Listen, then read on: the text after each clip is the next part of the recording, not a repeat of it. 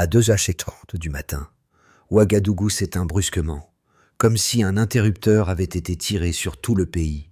Moins de 30 secondes après, une explosion éclate, brisant le silence et démontrant que cet événement obéit à un plan réfléchi.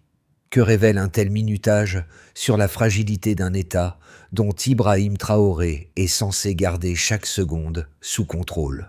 Si une capitale peut sombrer si rapidement, quelles sont les véritables faiblesses d'un pays en quête de stabilité? La nuit du 14 août, Ouagadougou a connu un basculement inattendu. Mais les conséquences de cette attaque vont bien au-delà du simple événement. Ibrahim Traoré, chef de l'État de transition, fait face à une crise qui pourrait redéfinir l'avenir du Burkina Faso. La question n'est plus seulement de savoir comment l'État réagira à cette intrusion physique, mais comment il pourra reprendre le contrôle dans un contexte où l'information et la communication ont été ciblées. L'objectif est assez clair, ne pas seulement survivre à cet assaut, mais rétablir la souveraineté numérique du pays. Si cette attaque prouve quelque chose, c'est qu'une nation moderne se mesure désormais autant à sa capacité à contrôler les flux numériques qu'à sa force militaire. En scrutant cette crise, le monde entier observait comment une puissance mondiale pouvait frapper à distance, sans tirer un seul coup de feu. C'est dans ce vide laissé par l'incapacité de l'État à riposter immédiatement que se dessine le vrai défi pour Ibrahim Traoré. Comment restaurer la confiance et maintenir l'unité nationale face à cette menace invisible? À 2h30 du matin, la ville de Ouagadougou sombre dans l'obscurité totale, la coupure d'électricité ne laissant aucun signe avant-coureur. En moins de 30 secondes, une explosion brise ce silence, ciblant le quartier présidentiel avec une précision chirurgicale. À ce moment précis, les premières informations circulent donc déjà. Un sabotage interne avait précédé cette attaque. Il ne s'agit pas d'un acte isolé, mais d'une manœuvre complexe, combinant des attaques physiques et numériques. Dès les premières minutes le trafic Internet sortant du pays chute de 78%, une anomalie pour un incident aussi classique que la panne d'électricité. Cela suggère qu'une opération planifiée de longue date a eu lieu bien avant la déflagration. Mais que signifie exactement cette intrusion simultanée? Au-delà du choc immédiat, il devient rapidement évident que la fragilité du système burkinabé ne réside pas seulement dans ses infrastructures physiques, mais aussi dans ses vulnérabilités numériques. Les données échappent à tout contrôle, alors que des paquets cryptés sont redirigés vers des serveurs étrangers, soulignant l'ampleur de l'intrusion. Ibrahim Traoré, observant la situation depuis un centre de commandement isolé, est confronté à la désorganisation totale. Les forces de sécurité, coupées de leurs moyens de communication, réagissent lentement, incapables de se coordonner efficacement. Cela révèle non seulement la faiblesse technique du pays, mais aussi un défi de gouvernance majeur. Comment maintenir l'autorité et la souveraineté nationale lorsque les lignes de communication et de contrôle sont coupées? Dans les heures qui suivent l'attaque, deux figures deviennent centrales pour comprendre l'ampleur de la crise au Burkina Faso. La première est le capitaine Sawadogo, ingénieur en cybersécurité, qui a été appelé en urgence pour analyser l'ampleur de l'intrusion numérique. À son arrivée dans le bunker sous le ministère de la Défense, il découvre rapidement que les serveurs gouvernementaux avaient été infiltrés bien avant la panne d'électricité, confirmant ainsi que l'effondrement numérique était une préparation méthodique et non une simple réaction à l'attaque physique. Cette première constatation met en lumière la vulnérabilité du système de sécurité nationale et le rôle clé de l'information dans le maintien de la souveraineté. La seconde figure clé, c'est celle d'une unité de soldats, déployée pour sécuriser les points stratégiques de la capitale. Coupée de toute communication efficace, cette unité se trouve désorientée, incapable de recevoir des ordres ou d'établir une coordination adéquate avec les autres forces. Les soldats témoignent de signaux brouillés, d'ordres transmis trop tard et de drones inconnus survolant la ville. Ces éléments montrent à quel point l'attaque a visé la capacité du Burkina Faso à réagir face à une crise simultanée. L'infiltration numérique et le brouillage des communications ont créé une forme de paralysie décisionnelle qui a facilité l'assaut. Si l'impact immédiat a été dévastateur, l'effet secondaire est tout aussi préoccupant. Le pays a été privé de la capacité de gouverner et de répondre efficacement face à une menace de grande envergure.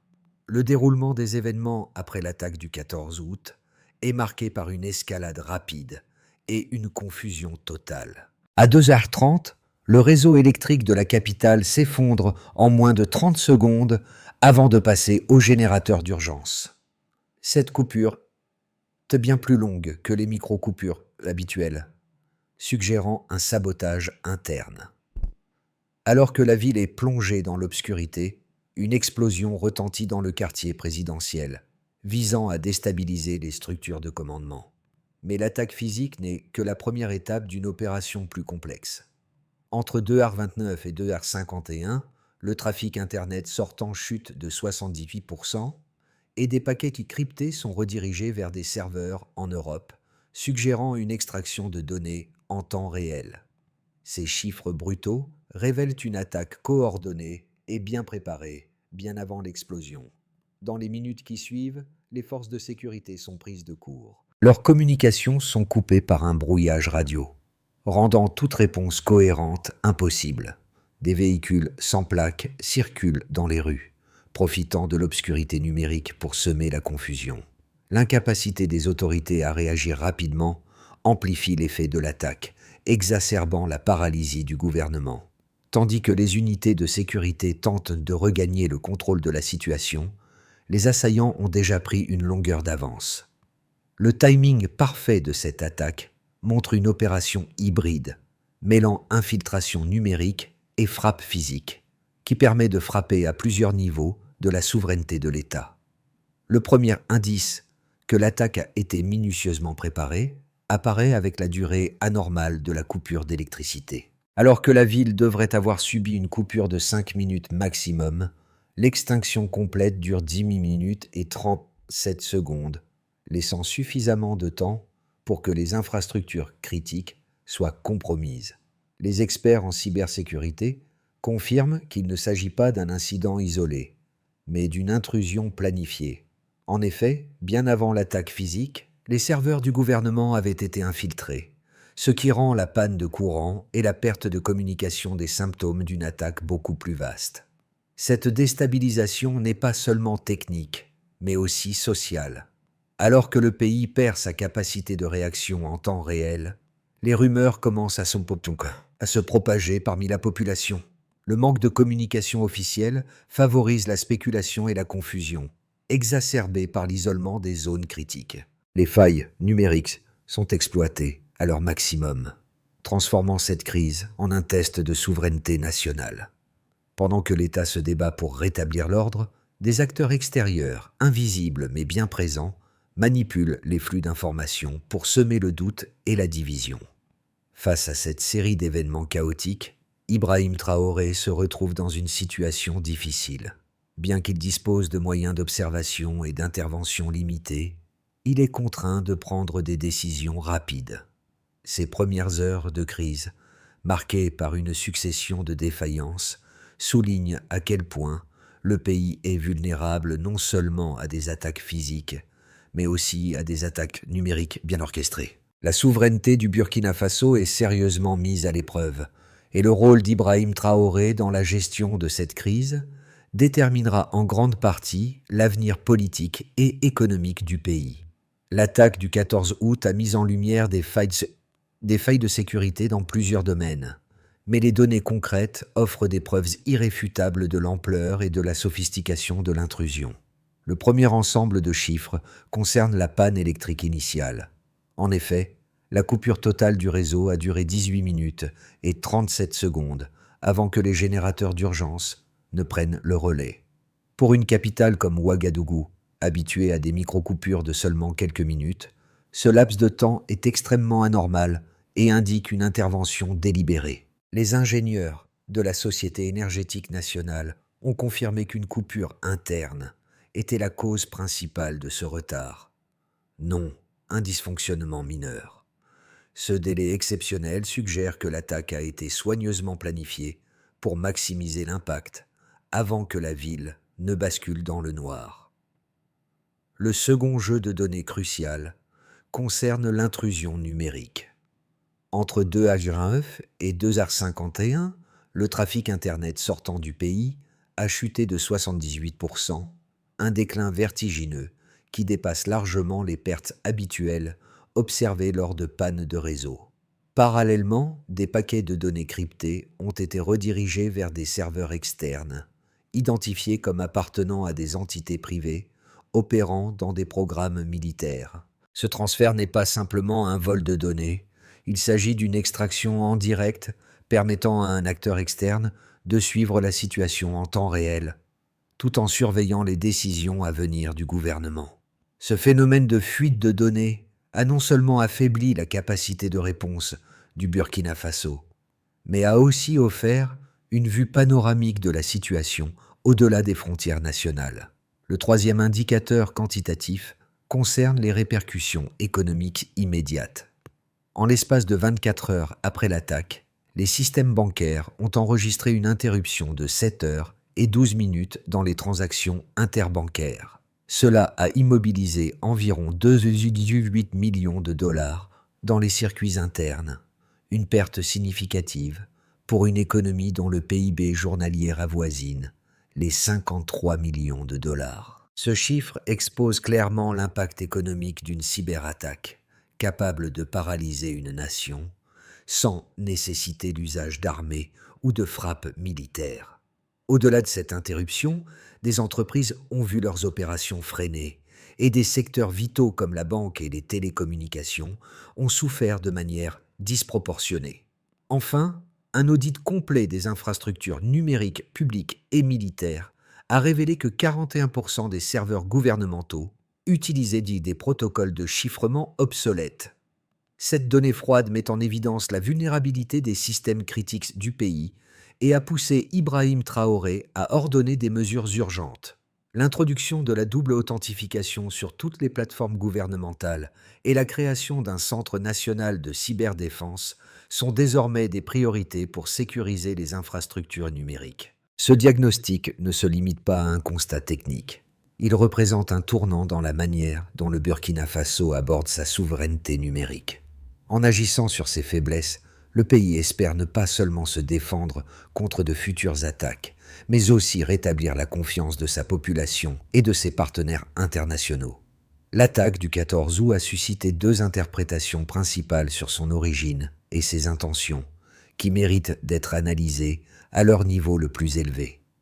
La première hypothèse, défendue par plusieurs analystes locaux et régionaux, soutient que l'attaque pourrait être le résultat d'un sabotage interne. Selon cette perspective, la fragilité politique du Burkina Faso, couplée à des tensions croissantes au sein des forces armées, a créé un climat propice à des actions de groupes dissidents, cherchant à exploiter le chaos pour consolider leur pouvoir. Les divisions au sein des unités militaires, exacerbées par les précédents coups d'État dans la région, pourraient avoir poussé certains acteurs à agir de manière opportuniste, exploitant les faiblesses de la gouvernance pour mener une attaque ciblée. Ce scénario est soutenu par l'idée que la coupure de courant a été un signal pour initier l'assaut physique, combiné à l'affaiblissement stratégique du système de communication gouvernemental. De plus, l'attaque numérique pourrait simplement avoir servi à maximiser l'impact de la crise en déstabilisant davantage les autorités déjà sous pression. La seconde hypothèse, cependant, se base sur des éléments techniques et géopolitiques qui suggèrent une origine externe. L'attaque semble dépasser les capacités d'un groupe local ou même régional. L'utilisation de protocoles de brouillage avancés et l'accès à des outils de cryptographie sophistiqués, non disponibles sur le marché local, pointent vers un acteur extérieur, probablement un État ou une organisation paramilitaire avec des ressources étatiques. Les paquets de données redirigés vers des serveurs en Europe et non vers des zones plus proches géographiquement confirment cette hypothèse. L'ampleur de la planification et la coordination des attaques, à la fois physiques et numériques, suggèrent une capacité de préparation qui va au-delà des capacités locales.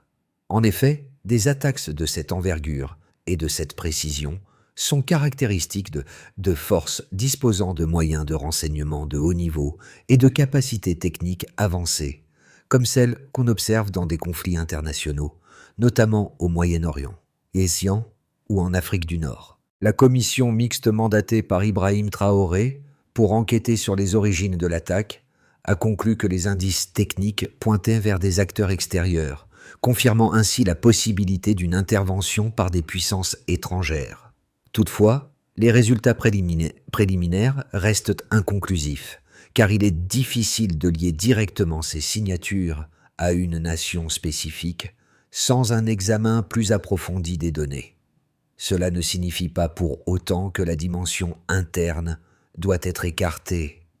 Les failles internes, comme le manque de coordination entre les différentes branches du gouvernement et des services de renseignement, ont sans doute facilité l'intrusion. En d'autres termes, bien que l'attaque porte la marque d'un acteur extérieur, elle a été rendue possible par une série de vulnérabilités internes que le Burkina Faso devra désormais corriger. Ainsi, bien que l'opposition entre une origine interne et externe soit claire, les éléments les plus convaincants penchent vers une analyse plus nuancée. L'attaque est le produit d'une confluence d'intérêts internes fragiles et d'une intervention extérieure sophistiquée.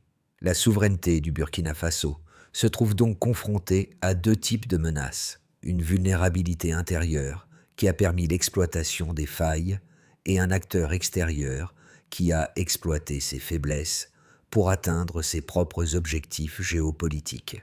À mi-parcours de la crise, une nouvelle réalité émerge clairement. L'attaque du 14 août n'est pas simplement une agression physique ou numérique, mais une guerre de perception. En l'espace de quelques heures, les effets de l'attaque se sont propagés bien au-delà des murs de l'État. Alors que le gouvernement peine à restaurer l'ordre, une nouvelle bataille se déroule sur les réseaux sociaux et dans les esprits des citoyens. Les rumeurs concernant un complot interne et des accusations d'ingérence étrangère commencent à circuler à une vitesse alarmante. Ces messages ne viennent pas seulement de la population locale, mais sont amplifiés par des comptes automatisés, avec des messages traduits en plusieurs langues et envoyés à travers des réseaux internationaux. En moins de 24 heures, plus de 3200 messages relatifs à la chute du gouvernement inondent les plateformes sociales, dont 62% proviennent de comptes suspectés d'être automatisés. Cette vague de désinformation devient une crise dans la crise, remettant en cause la légitimité du gouvernement. À ce moment charnière, met en lumière un élément fondamental de la crise. L'État burkinabé n'est pas seulement attaqué physiquement ou technologiquement, mais aussi dans son image et sa crédibilité. L'attaque devient un test non seulement de la souveraineté nationale, mais aussi de la capacité du pays à résister à la guerre informationnelle. Les effets immédiats de l'attaque du 14 août ont été ressentis à plusieurs niveaux, impactant non seulement la gouvernance du Burkina Faso, mais aussi ses secteurs économiques, sociaux et géopolitiques. Le premier secteur à souffrir fut le système bancaire. En raison des coupures de communication et de la paralysie des réseaux interbancaires, les transactions ont été suspendues pendant plus de 7 heures, immobilisant un ancien 8 millions de dollars dans les circuits financiers. Cela représente une perte de plus de 5% de la productivité quotidienne du pays. Les entreprises, notamment celles qui dépendent des paiements électroniques, ont dû réorganiser leurs opérations avec des conséquences notables sur les petites entreprises et le secteur informel. Ce bouleversement a non seulement révélé la dépendance du Burkina Faso à la technologie, mais aussi sa vulnérabilité face à des attaques ciblées sur les infrastructures critiques. Au niveau social, l'attaque a créé un climat de peur et de confusion parmi la population. Les informations contradictoires et les rumeurs ont amplifié l'incertitude, exacerbée par l'absence de communication officielle en temps réel. L'impact psychologique a été profond, car les citoyens ont réalisé à quel point leur sécurité dépendait désormais de la stabilité numérique de leur pays. Ce sentiment de vulnérabilité s'est manifesté dans les rues de Ouagadougou, où les gens, pris dans l'angoisse de l'inconnu, cherchaient désespérément des réponses. Géopolitiquement, l'attaque a eu des répercussions importantes, au-delà des frontières du Burkina Faso. Les voisins comme le Mali et le Niger ont renforcé leurs mesures de sécurité, redoutant une propagation de l'instabilité. L'Union africaine a convoqué des sessions urgentes pour discuter des menaces de sécurité numérique dans la région. Et des puissances étrangères ont observé attentivement les développements, conscientes que cet incident pourrait avoir des implications plus larges. Le Burkina Faso est devenu un point focal pour l'analyse des vulnérabilités numériques dans les pays en développement, attirant à la fois l'attention internationale et l'inquiétude des acteurs régionaux. Enfin, la stabilité politique du pays a été directement affectée. Ibrahim Traoré, bien qu'ayant pris des mesures rapides pour restaurer l'ordre, se trouve face à un défi majeur. Le manque de confiance du public dans les capacités de l'État à assurer sa sécurité numérique pourrait entraîner un renversement de la dynamique politique. La question fondamentale qui se pose maintenant est de savoir si le Burkina Faso saura se redresser de cette crise ou si la vulnérabilité démontrée lors de l'attaque sera exploitée par des forces internes ou externes pour provoquer davantage de turbulences. L'attaque du 14 août a ouvert un éventail de scénarios pour l'avenir du Burkina Faso, chacun dépendant de la manière dont le pays gère la crise en cours et les répercussions à long terme sur sa souveraineté numérique, économique et politique. 3 trajectoires possibles se dessinent pour les mois à venir. Stabilisation progressive, opportunité stratégique et spirale d'instabilité. Dans une première perspective. Dans ce scénario, le Burkina Faso parvient à rétablir lentement l'ordre en réhabilitant ses infrastructures critiques et en modernisant ses systèmes de sécurité numérique. Sous la direction d'Ibrahim Traoré, des réformes sont mises en place pour renforcer la cybersécurité nationale et une plus grande transparence institutionnelle est instaurée pour regagner la confiance de la population. Les secteurs économiques sont essentiels, tels que les banques et les télécommunications, reprennent leurs activités, bien que lentement. Le pays, cependant, reste vulnérable aux menaces extérieures et à l'instabilité interne, ce qui signifie que tout écart dans la mise en œuvre des réformes pourrait entraîner un retour à la fragilité.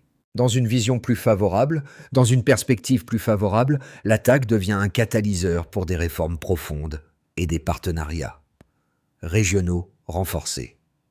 Le Burkina Faso, après avoir réagi avec résilience, met en place des alliances solides avec le Mali et le Niger pour renforcer la cybersécurité et les infrastructures critiques.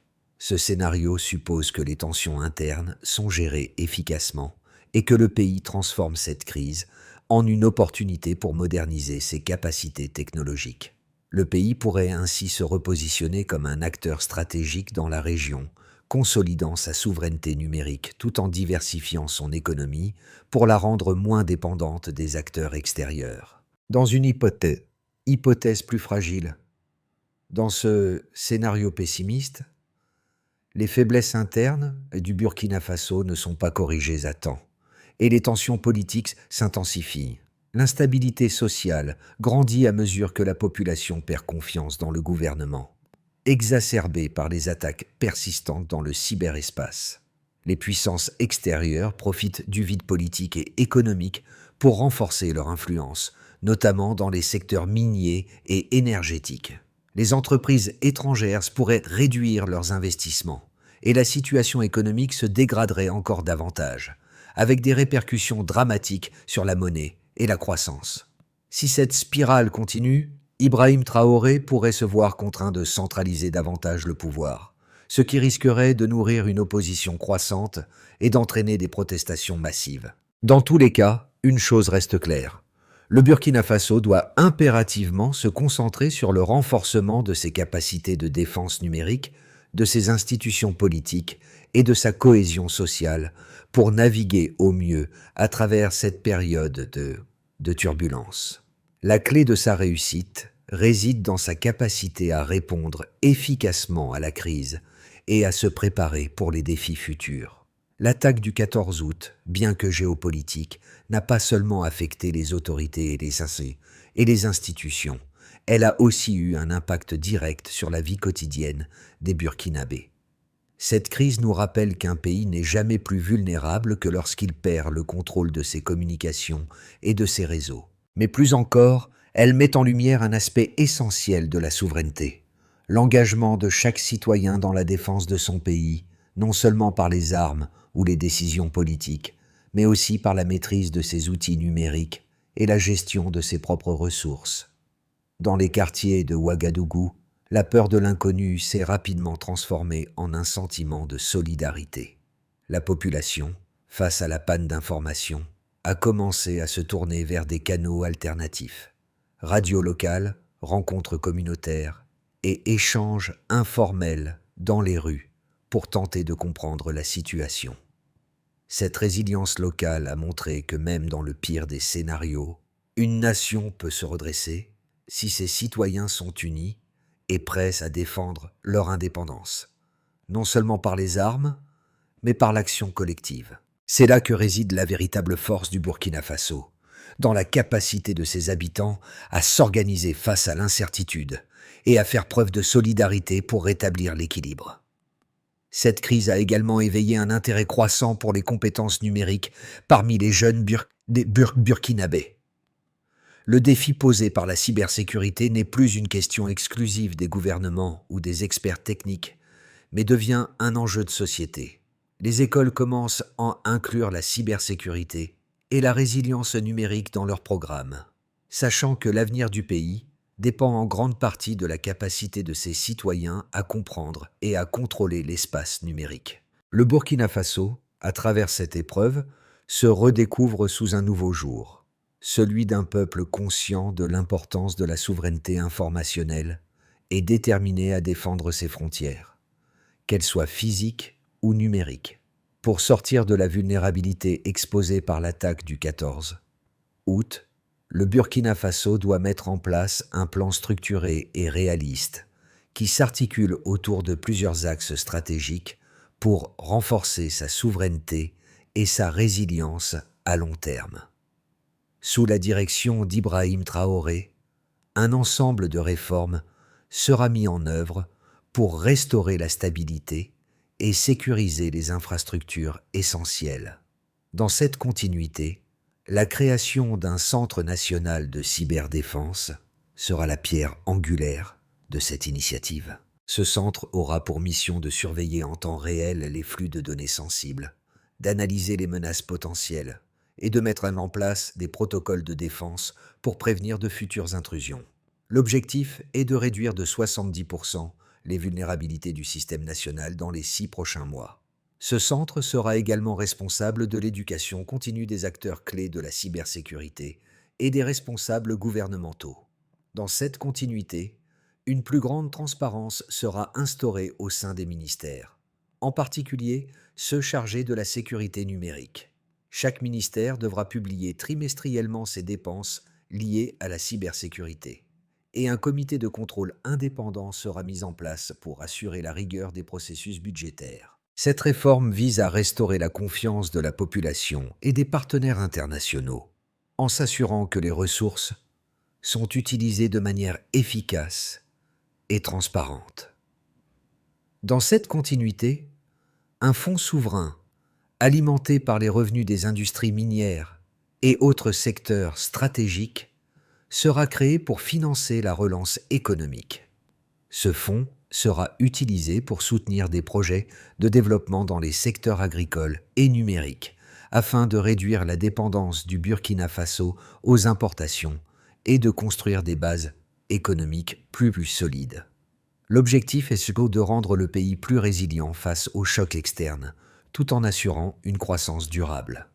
Dans cette continuité, le Burkina Faso prévoit également de renforcer ses partenariats avec le Mali et le Niger, en matière de cybersécurité et de défense. Un réseau de veille stratégique commun sera mis en place pour échanger des informations sur les menaces potentielles et coordonner les réponses aux attaques cybernétiques. Ce partenariat visera à créer une défense collective dans la région du Sahel, un secteur particulièrement vulnérable aux attaques hybrides.